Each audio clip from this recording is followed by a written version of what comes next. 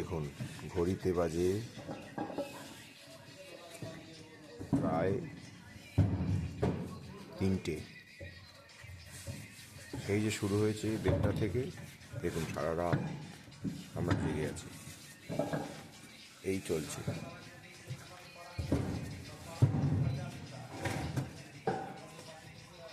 দেখুন প্রতিদিনের এই কাণ্ড, এক কাণ্ড, প্রত্যেক দিন একইভাবে সারা রাত ধরে কাজ চলে। দিনে তো কাজ চলেই, রাত্রেবেলা কাজ চলে। পাশাপাশি আমরা যারা আছি তাদের না আছে ঘুম, না আছে বিশ্রামের সময়। এই নিরন্তর সেই ভোর 6টা অবধি।